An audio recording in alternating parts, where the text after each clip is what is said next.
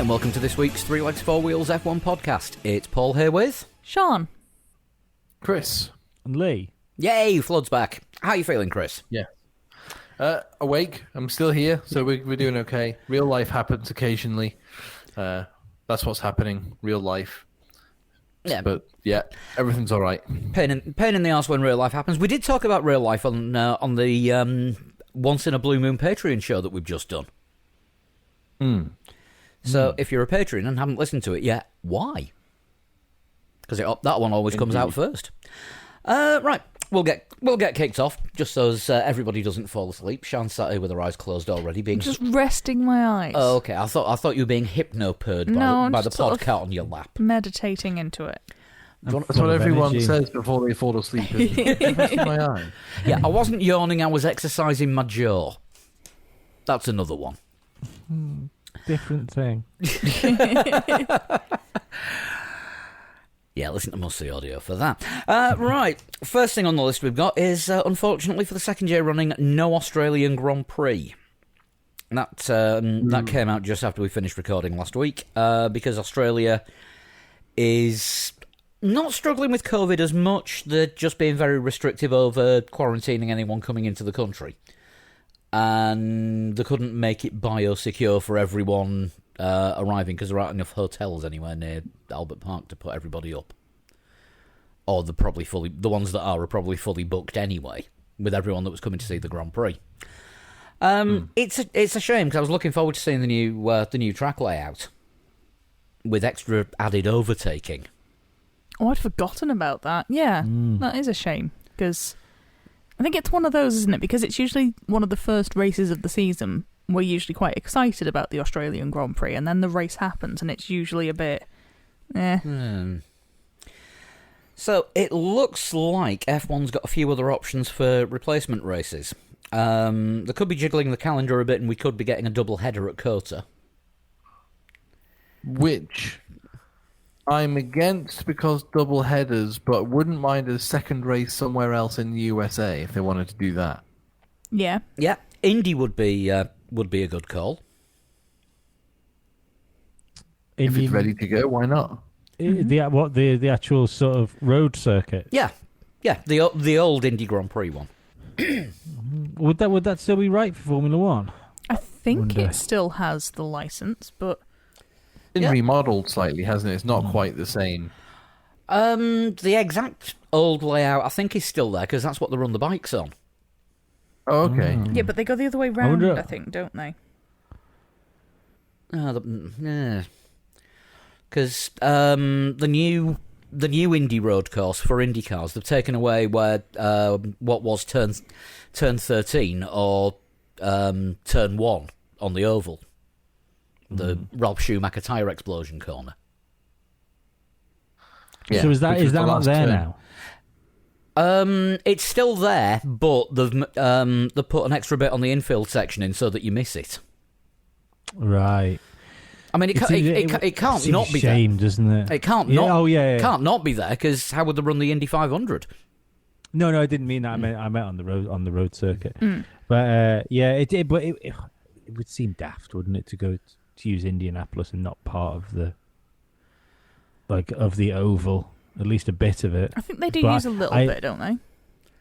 They use a little bit of the banking and then the swing back onto the infield before the apex. That's where turn Schumacher 1. had a crash, wasn't it? It Yeah. was going backwards around the oval from turn 1 onto the straight. I'd be well up for it, but I can't see it happening just because when you consider what happened at Indy last time, would it be a good look for Formula One to just haphazardly go back with no preparation? I mean, they had one race after the Nightmare one. It was, Did they? was it Was that not? other- It was the race where Sebastian Vettel made his debut because it was just after Kubica's big crash at Canada. It was, yes. Oh, I can't remember. I just took it for granted that was the last one. I didn't realise. No, they had one more, but I think it was only all Bridgestone by then, wasn't it? That was. I think so. Yeah, I think it was one tyre at that point. Yeah. So there are three. 2 more, I think they went to, didn't they? I think they did 2 years after the embarrassing one. Oh, it may have been. I mean, it should be okay because there's been absolutely no history of Pirelli just blowing up for no reason. So anyway, there are 3 tracks in America that are F1 approved, which is Austin, Indianapolis, and the Hard Rock Stadium circuit in Miami. Which apparently isn't going to be ready until But it's next got its year. license. I mean, the one in Tenerife is waiting on the license before they start building it. I think the extra race will be at Austin, just because Texas is open. And it will be open anyway. They're not. The last thing you want to do is to pencil in another race and then it to get cancelled. Yeah. So the fact that they're up and running and like doing what they're doing suggests that it's probably safer hands to get a race going there. Yeah, because I mean, Mexico and Brazil are looking a little bit questionable at the moment as well. I don't think Mexico will happen. I definitely don't think Brazil will. Well, they can host the Copa America with no fans and losing. Yeah. Yeah, and lose it. Yeah. Yes, I mean, the problem I suppose with some of the other countries as well is going to be it's not where like it's easy to look at these things with a little tiny bit of arrogance and saying, oh well, that country's doing this and that country's doing that. It all depends what they consider Great Britain to be doing as well. If most of the teams members are flying out from the UK, Yes, do they want people coming in? yeah, I mean, a lot of it isn't actually down to the number of COVID cases. It's what their quarantine rules are for look people. At Australia. Look at Australia for that. Haven't they got like fucking 3 in the whole country?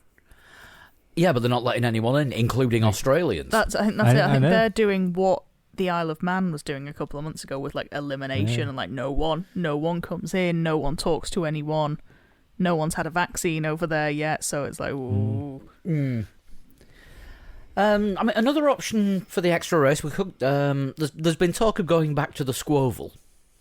Squoval was all right, to be fair to it. I It think produced a good race. I It think did. they should only go back to the Squoval if they put George Russell in a Mercedes and let him win it this time. I'll give him the chance to win it this time. Yeah, I mean, I don't know. I don't know whether we'll be lucky that we got a good race out of the Squoval, given the fact that Perez had the accident at the beginning and ended up coming back and win it, and then George Russell was just like the narrative that ran through the entire weekend. I mean, obviously Netflix missed that, but there was so much politics and drama going on before a wheel even turned on the track. I just wonder if you went there to have a standard Grand Prix, whether it would be very processional. Yeah, it's hard to say because we haven't seen a normal race on that. We don't on have that the layout. data. So let's go and get it. Let's try and see what happens. Yeah, it's one of these where you can only find out by doing it. And the other option that was mooted, I stuck a poll up on Twitter, and this turned into, I think, the most popular answer: a return to Sepang. Yeah, I like Sepang Sepang was as a a good. race circuit. Yeah, you always had a decent race, but a chance of some weather. Yeah, usually a big chance of some weather. Crazy weather. At the same time every single day. And here's the monsoon at 12:04. It's like that slow mo guys video where they're filming lightning strikes in Singapore, and they knew that if they set the camera up by 11:15, they would get a thunderstorm. Turned out it was 2 minutes early. Everyone was very surprised. Yeah, I think out of all of those, I think I'd be happiest with Sepang. Because, I mean, F1's not been there for a couple of years. And it's a good circuit, and it's actually a good one to race on. You know, you don't get as much of a procession there. You get racy races. And we might be in the midst of a serious championship battle still at that point, so it would be good to see.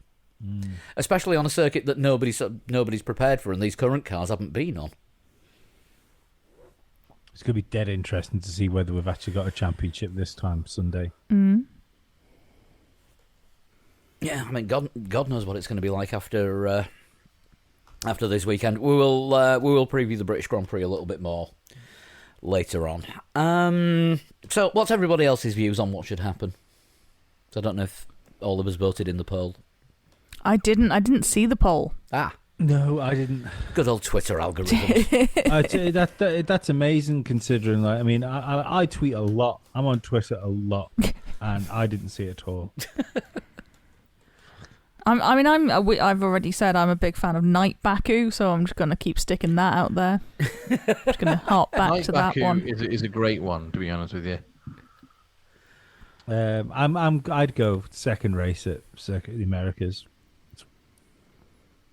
Sepang for me.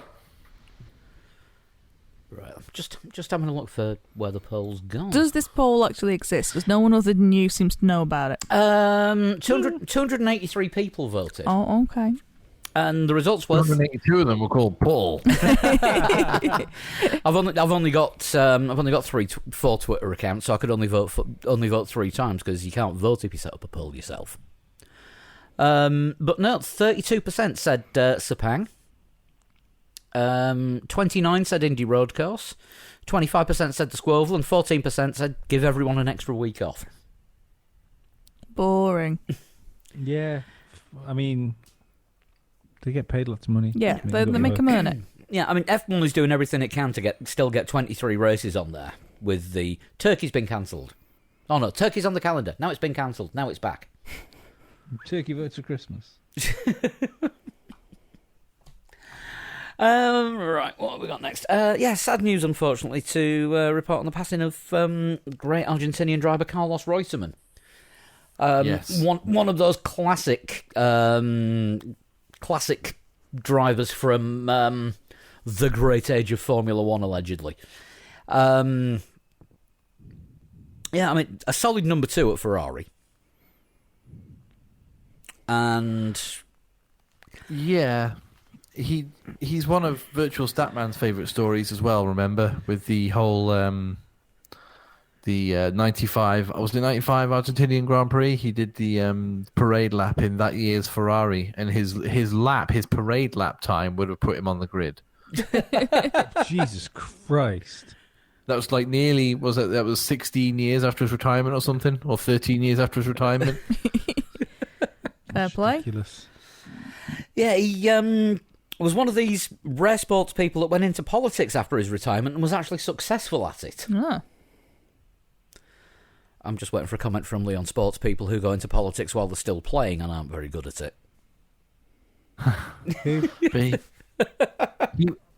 He went into politics but resisted any urge to become president, didn't he? He never stood for president of Argentina.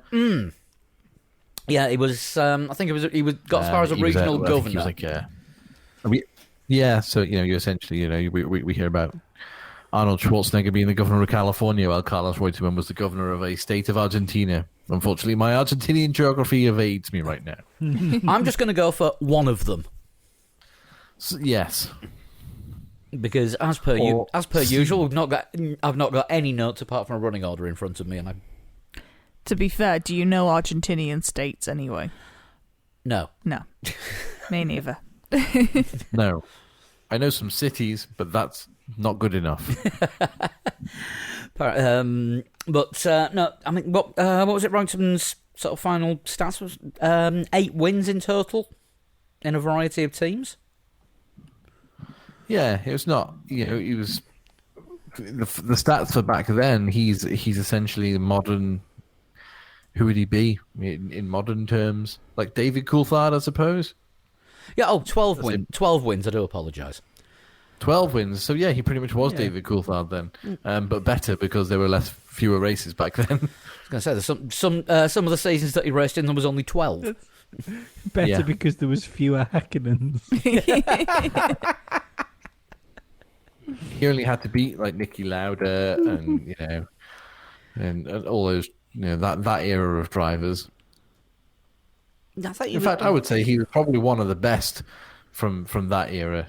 Actually, Carlos Reutemann, given that was the era where, Jackie Stewart famously said that we go out and race and nearly every week one of us dies.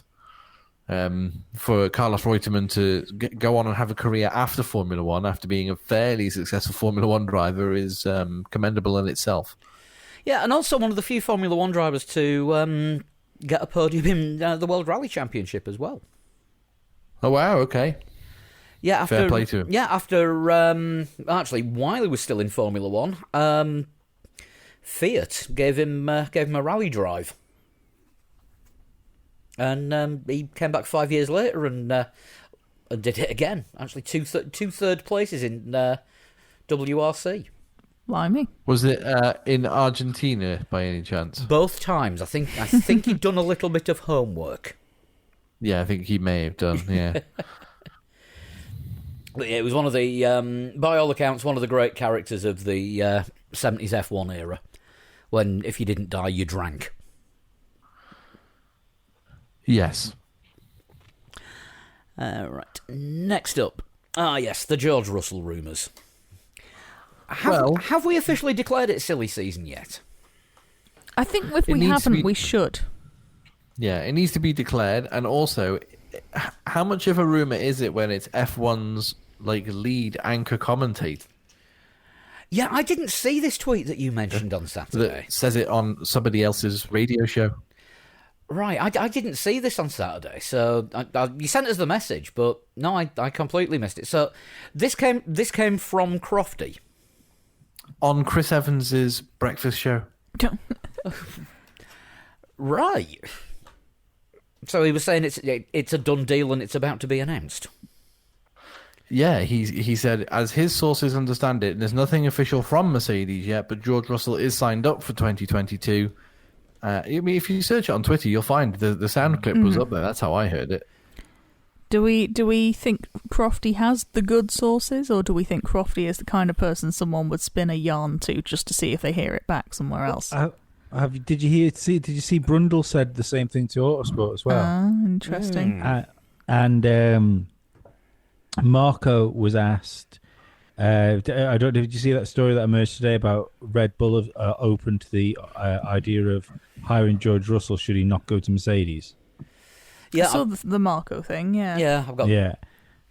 And so, but the reason that came about was because somebody asked Marco about what it was, and he basically said, they would be open to the idea of it, but if his sources are correct, Yeah. then the argument's irrelevant anyway. There was also George Russell, the day after this, put a Instagram up of himself cleaning a Mercedes with the caption, "Take care of the things you love."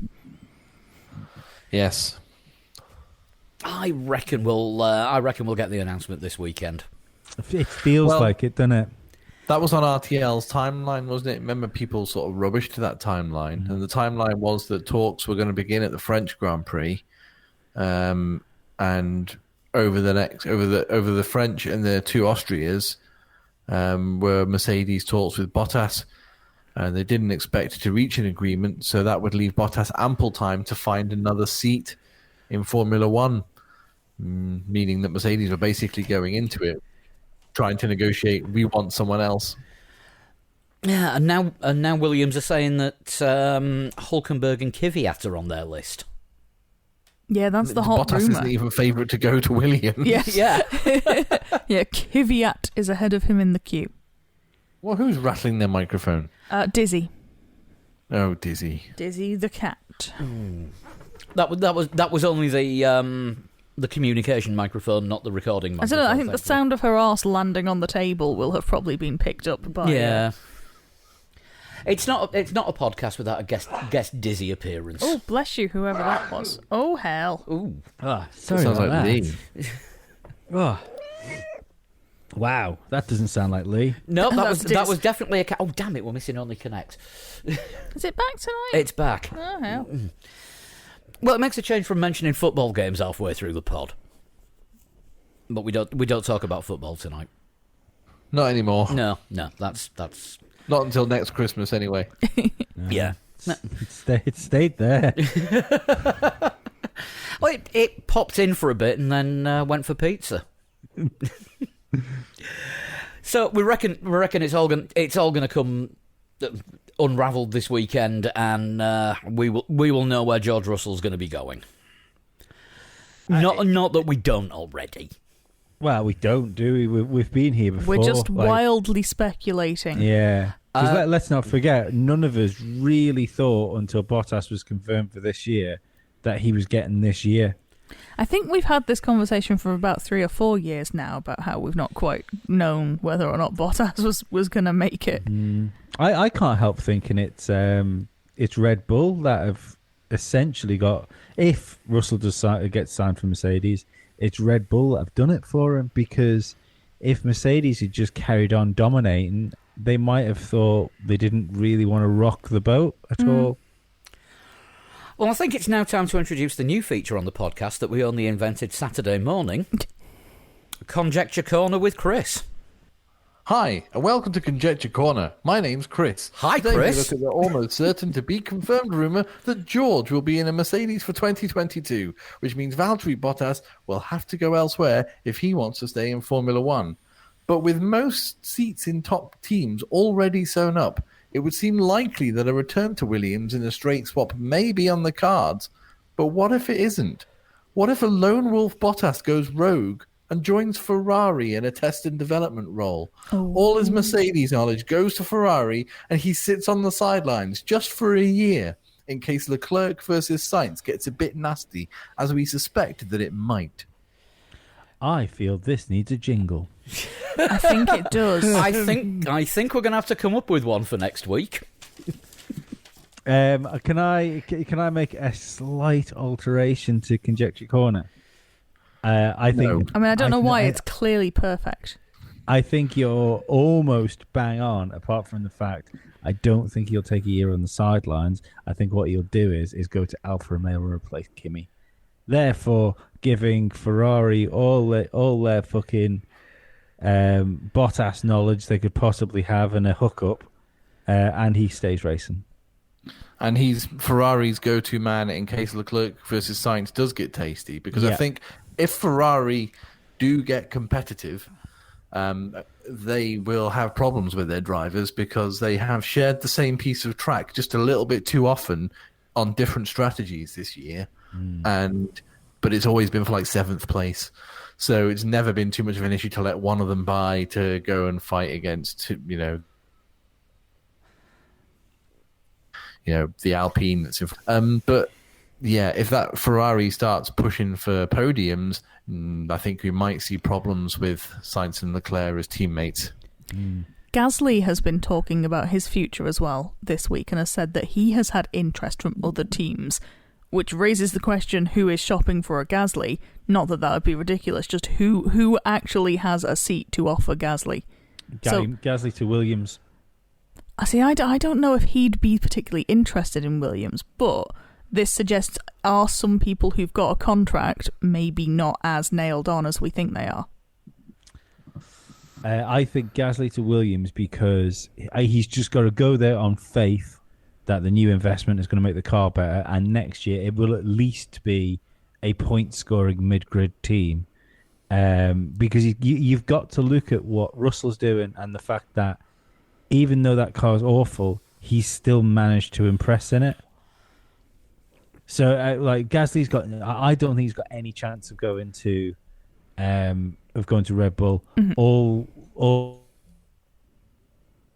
All Perez has to do, unless Red Bull can get like a Russell or somebody with a top line driver, all Perez has to do is just do slightly better. Well, not even slightly better, just slightly more consistent performances, and he's going to be the Webber of the Max era in Red Bull.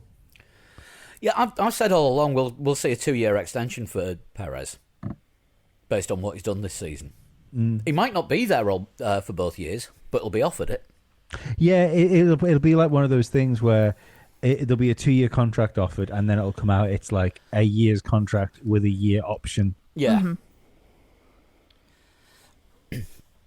And but where would Gasly go? I mean, he could be okay. So he goes in the other Alfa Romeo seat because Ferrari have put Bottas in there. Maybe. I still think that Williams is the best option for Gasly. And that Williams, with the idea of doing well there and then hopefully keeping your eye at teams like Aston Martin to see what Vettel might be doing or how long the Stroll project carries on. Yeah, you could easily see one of those coming to a swifter end than you might think. I think both Aston drivers will be there next year, but in 2023 they will have one, if not two, different ones. Yeah, I think it all depends, doesn't it? It all depends on who Formula One comes to. You know, I talk about this quite a lot, don't I? About Formula One coming to certain drivers, just because of the way the rules go. And realistically, until we get cars on track next year, we don't really know who this new formula is going to suit more. Well, what the order's going to be. I mean, joining Williams might be a really good shout if they genuinely believe they've got the jump on other teams in a certain aspect that might be overlooked by a lot of others. Mm-hmm. Even given the fact that Haas have decided not to develop this car just to develop for next year, I think I'd still prefer going to Williams. Yeah, Haas traditionally haven't shown that they're exactly hot on development anyway, so giving them a couple more months at it, I don't think it's going to do much for them. Yeah, and it's okay having a car ready to go next year. What you're also going to have is a morally destroyed team. Yeah, I mean, they're bang on for 0 points this year. Yeah. And spending a year a good 2 seconds off the pace, and that's being generous. Yeah, and all they're doing as well, they fight amongst themselves quite often on track. If you see, like, Mazepin will pass Schumacher will pass Mazepin. It's like, oh great, it's the Haas Championship for who can be the best driver in the shittest car. I mean, at least at the last expansion, we had 3 teams fighting it out for Formula 1.8. Yeah, we do need more teams. There's been you guys spoke about the engine suppliers thing when I was away. We did, yes. We talked about. Did we talk about Porsche and Audi and the fact that they seem to be floating around again? Yeah. Well, Ross Brawn said he actually seems to think it's pretty positive, and I don't think he would have named them if he didn't think that they were going to throw their hat into the ring at some point round about 2025, 26 maybe. Yeah, but we do need more teams in Formula One. Yeah, I want to see more teams on the grid because then it means it's less than half the grid getting points. Yeah, I mean, at the moment, you can argue that with MotoGP though, couldn't you? MotoGP's exciting, and they score points like it's only like the last 8 places that don't score points. Yeah. Yeah, but to be honest, most races there's at least 6 retirements, so you do quite often in MotoGP get finished for points. Yeah, and I've seen MotoGP races where everyone that finished has scored a point, but all the points paying positions haven't been filled. Yeah, because that's the rule. That's the rule that they've got, because you don't get points if you don't actually cross the line. Probably an unpopular opinion. I still think it was better when points went from 1st to 6th. I liked 1st to 8th because the points were tighter. There was a 4-point margin, wasn't it? We're going to get going to be boring and talk about the maths. But when it was 9 points for a win and 6 points for second, 9, 6, and then 4. I think 4 points. I think it was for third, and then they increased it by a single point to 10 for a win, and 6 for second, and 4 for third. That was okay. But at the same time that it was 9 points, it was also only your best 14 finishes counted, and yeah, it was weird. But the when they changed it to the top 8, which is around about when 2006-ish, something like that. That would be about right, I think. I think it was before then. And then it was 2 points between first and second, so it was like 10, 8, 6 for your top 3. and then 5, 4, 3, 2, 1 for the rest of the finishes. That was much closer. So it was, the gaps between the points was a lot closer, and it meant that drivers who consistently finish second would often outscore drivers who would only win like one every 5 races. It was 2003. It went to top 8. Was it? Bloody yeah. hell! Bloody hell! That seems like it was a lot sooner than that, but clearly not. When it shifted to the 25 points, which we're using at the moment in Formula One, the gap again was like bigger. It was like the incentive. Like I think they tried to put it as like the incentive was bigger for the win, 25 points for a win, and only 18 if you finish second. It makes the championship more exciting if the points margins aren't as big. That's my personal opinion anyway. So, I mean, if it was 25 points for a win and 22 for second, and maybe, 18 for third, perhaps, instead of 18 for second. Yeah, it makes second place worth a little bit more. Yeah, I mean, they wanted to make the incentive more for people to go for the win, but that doesn't happen anyway, so... Yeah, I'm just talking of things that... I'm just looking at the convoluted way that they used to do the results. Yeah, up to 1990, it was your best 11 results that counted. Yeah. 1980, your best 5 results from the first 7 races and your best 5 results from the last 7 races. Crazy. And the the points paying positions, just teams work out what they need to do, and I think, and I'm going to use this as a little bit of a segue unless we've got anything else to talk about, which we have. I think what else we got to talk about? Because I was going to say, I think they're going to find the same problem with the sprint race this weekend. Well, the one thing that we'll get to see before the sprint race, I'm going to try segue now, is the new car design is being unveiled this Thursday. So it may have already happened by the time you listen to this. Why are you listening to it late? Yeah, they are launching a life-size model of the 2022 spec car in a special launch event online and at Silverstone this Thursday. Okay. It happens at 3 o'clock UK time. Work it out from there, wherever you are in the world. That means I'm going to have to watch it at work, doesn't it? Or just look at the pictures on Twitter afterwards. I'll read Twitter. Yeah, we're gonna see what next year's cars are going to look like. They're calling it F1 One Begins. There's too many ones in there. Yeah, that's a shit name. One Begins? One Begins. Like, is it royal? Have they forgotten that their name already has one in it? I don't is next quite year's know. spec going to be F11? It doesn't really mean anything. It does not. It's rubbish. And somebody's been paid an absolute fortune to come up with that, don't you? Oh, huge money. Just like second racism. Which has changed now, by the way. It definitely says end racism now. Yeah, I mean, okay, it's not in Comic Sans. We can give them that much. One of the local politicians on the Isle of Man has put their leaflet out in Comic Sans. Oh, No which way. one? I have not seen this. One of the Peel, somebody standing in Peel.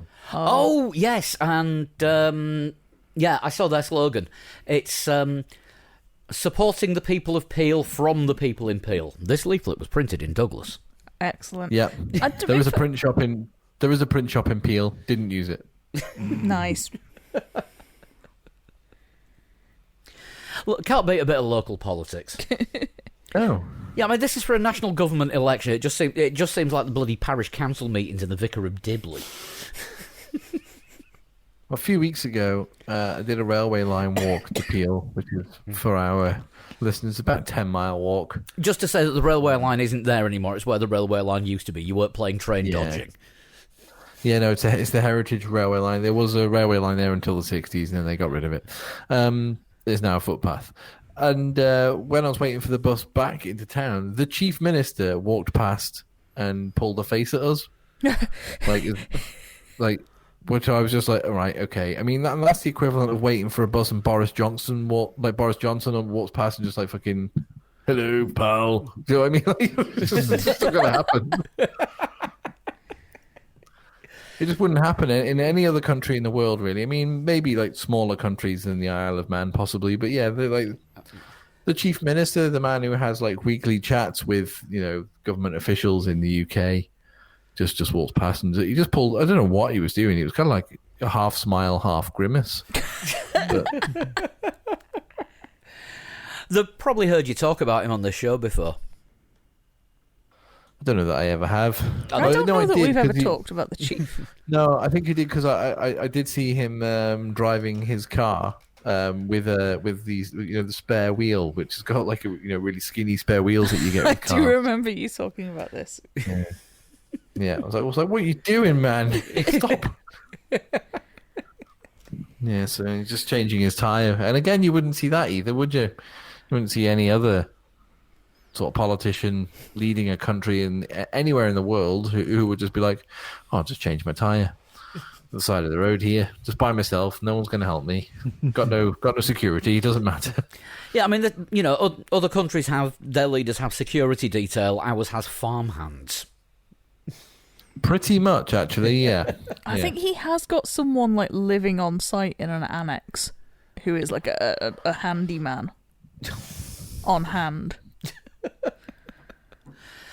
I mean, was it 2 or 3 chief ministers ago, the incumbent got arrested for getting a grant to convert an outbuilding into some holiday flats, but built a snooker room instead. That was 3 ago. Using public money, Yeah, which he then paid back, apparently. yeah, but it would have been all right if anyone could just turn up and use the official ministerial snooker table. I would like to interject and remind everybody this is a Formula One podcast. Oh shit! Sorry. Yeah, thank you. This is how exciting the logo for the new Formula One era is that we've descended into a debate about the Manx political scene. People like this kind of thing, and if you want more tangents, go to patreon.com/3legs4wheels if you don't already donate. People love Manx politics on sports podcasts. It's market research. We'll find out. It's a niche subject. It might land. Who knows? Numbers don't lie. And we've got a stat man to prove it. Let's talk about the sprint race then. That's going to be coming up on Friday, 6:00 UK time. So everyone gets a chance to rush home from work and watch it. Saturday. Is it you? Sorry, it's qualifying. Yes. Qualifying is Friday at 6:00. A normal 3-stage knockout qualifying. Sprint race on a Friday. Yes, so not that normal. Sprint race is Saturday 4:30 UK time. I thought it was. I think Is it? I thought it was 4. You're going to make me look it up again. it is 4. It is. It is 4. Oh no, yeah, it is 4. No, it's 4:30. 4:30 till 5 sprint race. I've got it in front of me. Well, there you go. I think the sprint race is gonna proper shake up Sunday and I was thinking about this the other day, and it seems to be something I don't think anybody else has really thought of. Is the right? If you think about it for a split second, if you just take your normal Saturday qualifying, right, and you're not going into your race. You think about the amount of times somebody makes a cracker of a start, or so say you've got like a Lando or something that starts 5th and gets into 3rd, by the first or second corner, and if it's only a sprint race as well to keep that position, we could be looking at people that maybe start on 1st or 2nd. That essentially ends up just their start procedure giving them de facto pole for Sunday. You see, and using the same argument, I will then argue against you in that will probably be an exciting opening lap, but then after that, I don't think anything's going to happen. And it'd be like, oh, we lost out. Well, let's not damage the car and just look after everything and make sure we get a good Sunday. Possibly. And we'll see half an hour procession after an opening lap of of maybe a little bit of fun. Nobody's going to want to make a huge mistake and start at the back of the grid, so nobody's going to be putting like risk. The risk and reward factor isn't big enough in my opinion. The risk of starting at the back of the grid for a reward of one spot further up the grid, to me, doesn't make sense to these people who are hyper analytical in such a sport like Formula One is. You still have points, though, don't you? Yeah, 3, 2, 1. Yeah, that's what I mean. So, I mean, we've seen how important it's been for teams to get the fastest lap. So that just shows the importance of a point. Yeah, but I don't think. I still don't think. I think you'd settle for 1 point if you thought that was good enough to give you a decent race on Sunday, rather than go for the 2 points and the potential of starting right at the back of the grid if you get it wrong. The only amendment... It's the risk and reward. I just don't think it's enough. The only amendment I would make to the sprint race is I would make it an extra 15 minutes long. So it's pretty much half a Grand Prix distance. And I'd award half points. Is that still a sprint, though, at that point? Are you not getting into like the danger of tyre strategy coming into it? Maybe. I don't. I mean, I'd argue that even the fact you have... even the fact you have like pit stops in feature races, I'd argue like an hour and 20-minute race is still a sprint race.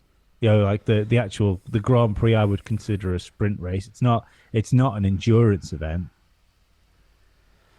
I'm just looking to see if there's any extra tyres available for this. I think there is. But they haven't been signed off yet. There's amendments to tyres and components as well. They have to start, aren't they all starting on the same as well? They're not allowed to switch tyres for the sprint race. Am I correct on that? Right. Yeah. I've got the Pirelli details there. So Friday qualifying only softs, which is going to be the C3s. It's 1, 2, 3 Makes compounds sense. this time. Because obviously Silverstone always uses the harder end of the tyre spectrum. Because they made the ultra hards from the other year and then decided not to use them. So they've only got 12 sets of tyres instead of 13. It's 2 sets of hards, 4 sets of mediums, and 6 sets of softs. Friday qualifying, only the soft tyre can be used, but there's no obligation to start the race on the tyre that you set the fastest time in Q2. That's good. I've never liked that rule anyway. So I think that's a good rule to get rid of. I think it should be the top 10 start with the tyre that they set the fastest lap on in Q3. No, I don't think they should do it anyway because maybe Q3 works better because you've got the hunt for pole in there. But the fastest lap in Q2, all it does is play to the bigger teams and the faster teams. Yeah, it just seems unfair. And it lets the faster teams start on usually medium tyres. Yeah, the better tyre. Yeah, and they can, that means they get to stay out longer unless somebody really sort of rolls the dice and starts on hard, which most teams don't do because the speed difference is that much around the teams close to them starting on softs that were at the same pace.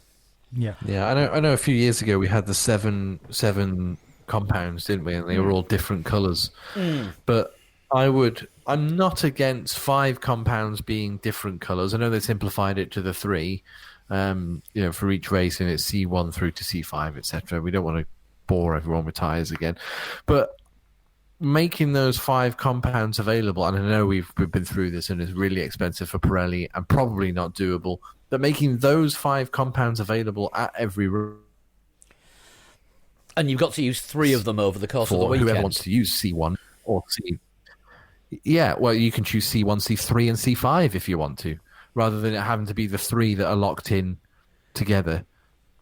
That would make it a bit more interesting as well, I think. But sort of spread it about, but you'd probably find most teams would go for exactly the same 3. You might get an outlier. Yeah. Well, that's what would make it interesting, the outlier, wouldn't it? They've gone for the soft tyre, which they think will only do like a couple of laps, and then somebody whacks that on in the qualifying, and you get a surprise, I don't know, Aston Martin on pole, or whatever. Just it's the outlying thing. There's too much There's too many rules in place, I think, when it comes to tyres. So, the sprint race, drivers have a free choice of tyre and there's no obligatory pit stop. Oh. And then on Sunday, everyone has a free choice of tyre. Oh, for the race? I prefer that. I quite Yeah. like that. I prefer that. Much That could prefer mix it up a having little a free bit. start of, yeah. Because I mean, if you don't have a good sprint race and the risk and reward thing doesn't come off, and you end up starting, I don't know, say you're Lewis Hamilton, and it doesn't go well when you try and overtake Max Verstappen, and you end up 14th. Fuck it, whack the hard tire on. Why not? You know, go long, see what can happen later on. He'll still say that the tyres are going on lap 3. Yeah, probably. Yeah, yeah. Other than that, the tyre rules are staying the same, where everyone's got to use at least 2 compounds during the race unless it pisses it down. Which I don't mind that rule, actually. That's okay, because that stops people using the same tyre the whole time. And it's the new model of tyres that were tested during free practice in Austria that they're using. The rear tyres, anyway. Okay. This is the ones in response to the Baku situation. Yes. Which does sound like a Jack Reacher novel. Baku situation. Yeah. So, yeah, the tyres are being played about with this week, which it's a chance. I mean, Massey has said that he will tweak the rules of the sprint race if everything doesn't go to plan this weekend. Going on current Michael Massey form, what is going to plan? Everybody's banned. Yeah, because he says there's no problem with the point system, so ban everyone. I think Lando would beg to differ. Yeah, have you seen that McLaren have got Stoffel Van Dorn on standby just in case Lando does get banned for a race? Well, he's down. He's back down to 8, or he'll be back down to 8 points by this weekend. That's still only 2 dramas in a weekend. Yeah. I mean, don't forget our Lord and Saviour Mahiva Raghunathan managed to get 9 points in one race. He is a unique breed. That... Well, it was one weekend, wasn't it? It wasn't quite over the... No, it was one race. He there was 3 safety cars and he got them all wrong. Oh dear. Oh dear. Is it still only... no one's been banned yet. No one's hit the limit, have they? No, I think Grosjean flirted with it a couple of times, didn't Yeah. he? But Grosjean got to 10 points, I think, at one point, which is what Lando's on now, isn't he? yeah, and he's For the another last couple of driver. days. He's the last driver to get a race ban Yes. for essentially for misconduct, essentially. Being trying to kill Alonso. crashy. So let's put this in perspective. You've got Lando, who's done what wrong, really? Can you think of any big incidents? Because I can't. No, not And really. then you've got Grosjean, which tried to kill 2 world champions in the same corner. That doesn't feel like that. Like 7 dead arms does not make a murder.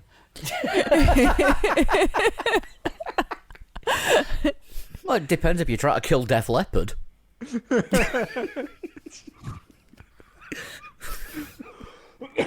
Hit my leg. I have a bit of a dead arm at the minute because I had my second COVID vaccine today and I'm not happy about it, but I don't know that I want to ban anyone from a race because of it. Well, I definitely know I don't have COVID. Thank you for the calling card, Dizzy. Oh, we're having gravel trap issues. You got Jos Verstappen in. Right, have we got any predictions for this weekend? I mean, Yes. these are this is going to be all over the place. I It mean, is. are we predicting sprint race? Are we predicting race?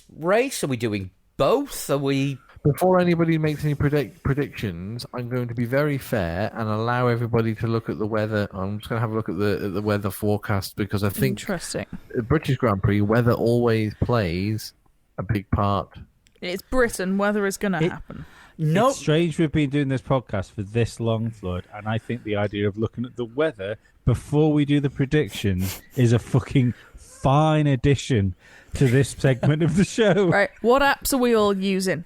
Right, I'm using Google Weather, and it says it's going to be cloudy. I've got Met Office on my phone. I was also going to look at the Met Office, which I find to be patchy in its level of success. It has all 3 days as bright sunshine and high temperatures. As does Google has Friday as bright sunshine. Google has bright sunshine, but Chris doesn't. Yeah, as does Apple baked in one. Right, let's have a look at AccuWeather, which is never Accu. Yeah, AccuWeather is a misnomer. Right, they are That's why they don't call it accurate weather. they are saying Thunderstorms. Oh. no, they are saying sun, high temperatures up to 26 degrees, and a 3% chance of rain Saturday and Sunday. It's not much, is it? 3%. I think In which case, I think this allows us to make some considered predictions. some dry predictions. Yeah. Yes. Right, who's going first? I will go first, and as I have said so since the third or fourth race of the season, at some point Hamilton and Verstappen will take each other out. So my top three for the I heard that. Top three for the British Grand Prix is Lando Norris to win, Valtteri Bottas to finish second, and Sergio Perez to finish third. Ooh, brave. Bold, some may say. I also think the new format will shake things up to some extent, because I don't think anyone's going to have a fucking clue what's going on. So I am going to go for a Perez win, Verstappen second, Lando third. Right, Lee, do you want to go? Are we doing sprint race first? No, I was doing Sunday. this is just for Sunday. Right, are we going to do predictions for sprint race as well? Oh, God. Well, Yeah, we'll you stick to can't- Sunday. It's confusing, isn't it? It is. yeah. Shan't absolutely can't happen. There is no way Perez wins a race if Verstappen is on the track and in second.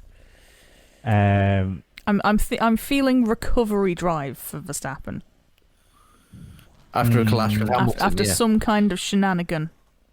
I would be considering an extra pit stop for Sergio Perez at that moment. I will go for. I reckon McLaren's form is going to run into the next race. I think they're going to be as strong as they were in Austria at Silverstone, and I think Lando is going to end up being the star of the weekend again, and I think he'll be third. Verstappen second, Hamilton third. Hang on, you said Norris third. Sorry, Hamilton win, Verstappen second, Right, okay. Norris third. These will come back to haunt us. Right. I am going for a Verstappen win, Hamilton second, and Perez third, because Bottas will have been announced as not being in a Mercedes by then and will drive like he's sulking. I feel like Bottas is ripe for tripping over someone in the sprint race and ending up like 17th. Battling with the Hasses. Yes. Right, how are we going to do this for the online one? Shall I stick 2 up and you can predict the top 3 in... No, I'm just going to leave it as it is. Just go with the Sunday, yeah. Yeah, just go for the it's only Sunday. Qualifying is changing, really, isn't it? I mean, it's not really 2 races. It's qualifying has just been changed.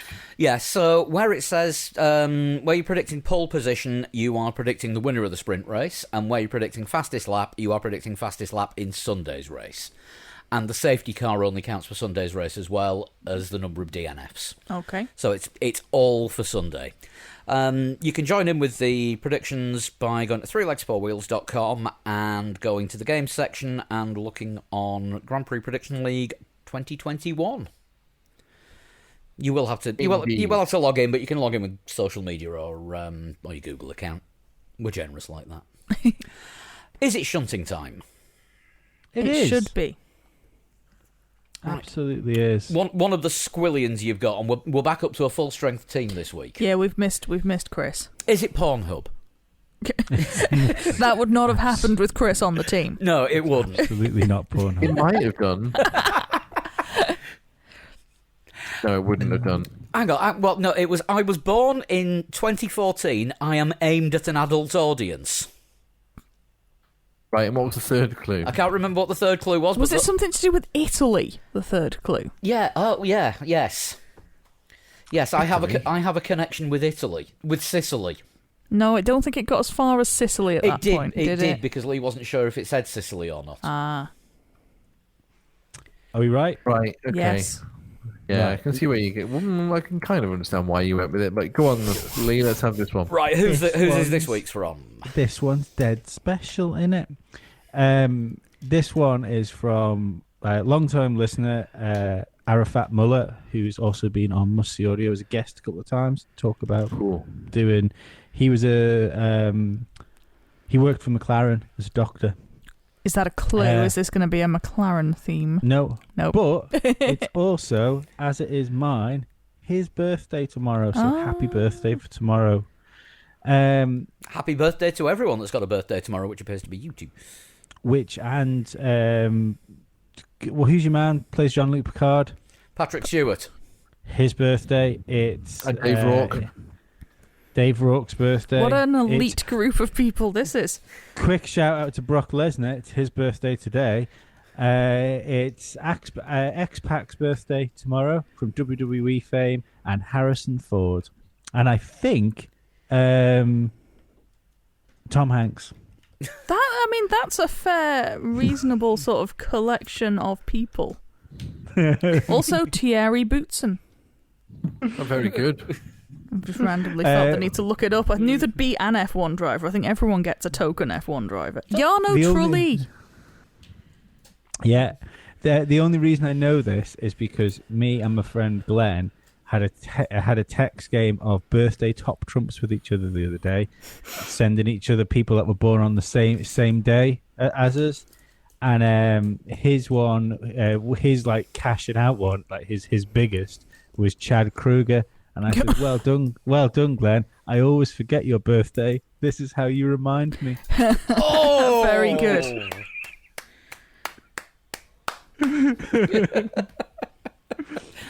Number one, Yeah. I was born Yay. on the same day as Lee and Arafat over 100 years ago. Oh. So not Thierry Boutsen. Not Thierry Boutsen. I have raced in motorbikes for Benacci. Is Benacci? Is that a bike thing? I don't know of it. No, I've never heard of it. No. Team from the age of 19 and started racing cars 3 years later. Well, if it was born over 100 years ago, there's a chance that you only started racing cars just after they were invented. Number 3, having very little success in the Milla Miglia. Mille Miglia. No, Milla Miglia. 1,000-mile race in Italy. I entered Le Mans twice in 1952 and 1953. I did not finish either times. You're going to want to guess now, aren't you? Please. Okay, well, it sounds like an Italian racing team. Then again, those days most bikes were Italian. You're definitely thinking team. He said, well, no, he said, the clue was I raced for the... What was the racing team? Benacci? Benacci, yeah. Benacci Racing Team. So I think it's an Italian driver/rider. Ah, sorry, I thought you said you thought it was an Italian team. No, he raced for what sounds like an I Italian see, I'm team, with you, so I I'm think with it's going you. to be somebody Italian. An Italian. Farina? Sounds like something a gangster would say. It's where's all my Benaccis at? I want to say somebody possibly even older than Farina, but yeah, I think that might be a good choice. Yeah, I can't say that it isn't Farina. Let's go with that for the first guess. Why not? Yeah, okay. I entered 33 Formula One Grand Prix, but did not start them all. And there are most people who entered Grand Prix back then didn't start them all. Yeah, that was fairly standard. In my debut season in Formula One, I missed the opening race, but went on to finish second in my first race. Okay. Okay, yeah, not helping me. Number 6, I was a 2-time winner of my home Grand Prix.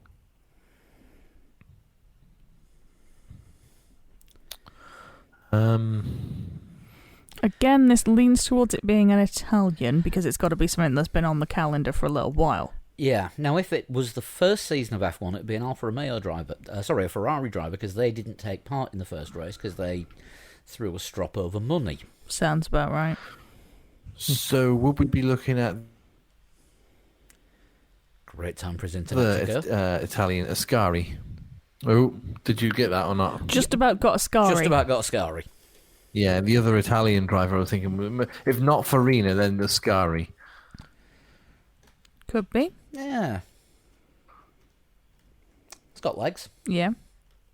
Go with that. Why not? Okay. Second guess locked in. Which one? Ascari. Number 7. My transport business was deemed essential to the war effort, and so I avoided being called up to service in World War II. Transport business, was that? Yeah. Okay.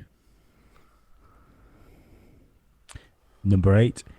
In my most successful year in Formula One, I was the teammate to...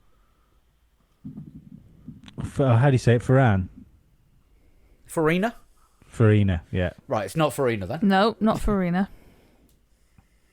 So teammate to Giuseppe Farina in his most successful Yeah. year in Formula One. Well, Ascari was champion, wasn't he? Several Twice, times. I want to say. Yeah, at least twice. Number 9. Farina... Yeah, go on, sorry. There are 2 tracks in my home country with corners are named after me. Yeah, the I Ascari feel like chicane. Ascari definitely has shit named after at him. Monza. Yeah, the Monza, the chicane is called the Ascari chicane. Mm-hmm. Number 10.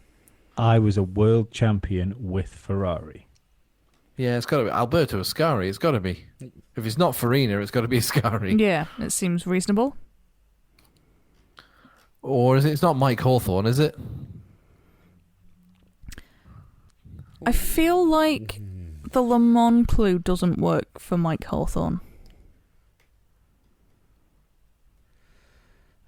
Couldn't tell you if he did Le Mans or He not. he did. He won the one where everyone died, but well, very controversially by not stopping because everyone died. Oh, really? Okay. Yeah, there was Right. he was battling with someone. He got a bit aggressive with someone. Someone went into the crowd, killed half the crowd. It's why Switzerland doesn't have motorsport.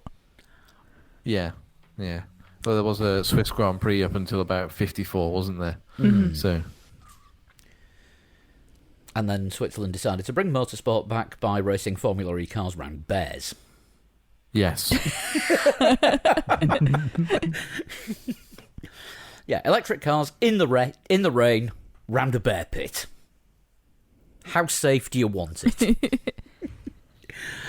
It's all steps towards Running Man, isn't it? me and Martin have always had this thing that sooner or later Running Man will be a game. Or the show. Hunger Games, I'm not sure. Yeah, unless I've got my years slightly mixed up on Le Mans, I don't think it's Hawthorne.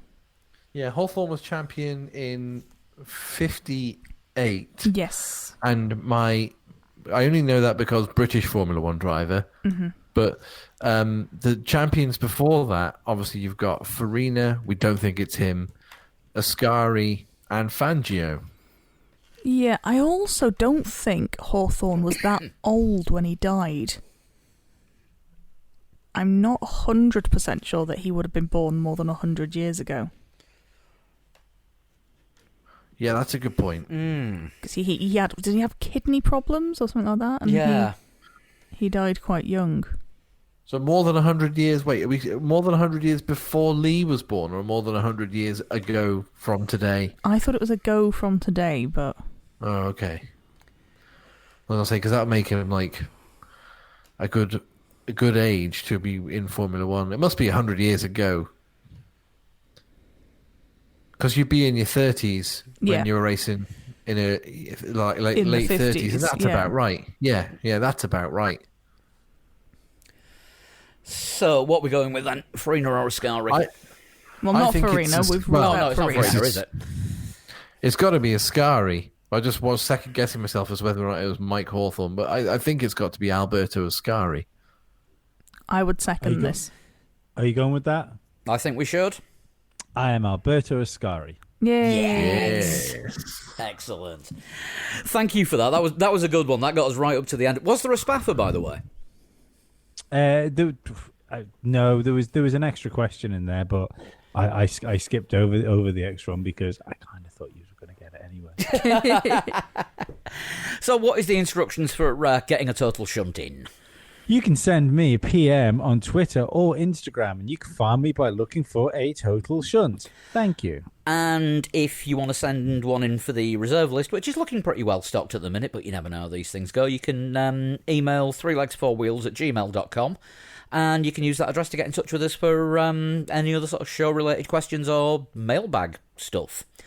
We're also on all your regular socials at 3legs4wheels, and individually we are on Twitter At Sean Cowper. At Flood21. and at Pablo100. And for once, I don't have to give Flood's Twitter handle out. He's here to do it himself. I did it myself. There you go. Have that. Yay! Right, we'll be back next week to talk over the sprint race and the feature race. Are we calling it that, or are we just calling it the race? The race. It's just qualifying, isn't it? Let's be honest. Yeah, I think the race might have something to say about that. that's true. We'll be talking about all things that happen at Silverstone Friday, Saturday, and Sunday. Talking of which, good luck to Alice Powell and Abby Pulling in the W Series this weekend. Both former guests on the show, and all being well, future guests too, because they're going to be coming back on at some point soon. Cool. Good race for both of them. That'll be on Channel 4 in the UK on Saturday afternoon, and check local listings for details. Is the best I can say on that. I've got a quick one to say. I've been playing the Formula One game on your phone, the F1 Clash, and it's fucking ace fun for anyone that hasn't. I've not come across this. Yeah, it's a tappy game where you've got to unlock crates and stuff like that, and you level up your cars and drivers. My team is sitting reasonably pretty with a terrible car, but I do have George Russell and Fernando Alonso driving it. But yeah, so it's like when they released that rubbish like F1 Manager game for mobiles where you made your own team up. Oh yeah, it's that rejigged. So they've rejigged that, but made it more of like a stat-based thing. So it comes to you do short races, and you've got to call your drivers in for pit stop and tell them when to push and stuff like that. But it's pretty good fun, and I don't feel like it's constantly begging me for money. That's always a bonus. Makes a change for a mobile game. Is it one of those where if you pay us money, the adverts will stop? No, you can like buy coins and stuff to get extra stuff, but I haven't done it. So there's been enough like free stuff and free crates for me not to worry about that. That's good. I like this. Yeah, that sounds good. That is, I might give that a look. We might even do a joint review of it next week. Yeah, not going to lie. Did a race during this podcast. Well, that's how interesting we've been tonight. It was when you were talking about Manx politics, I kind of zoned out there. When the race goes, you're saying the riveting anecdote about Howard Quayle changing a tyre did not hold your interest. Right. I think it's time to go. Better check the tyres outside and see if we need to call in a politician for a pit stop. Have a great week. We'll see you next week. Stay safe. Bye-bye. Bye-bye. Bye.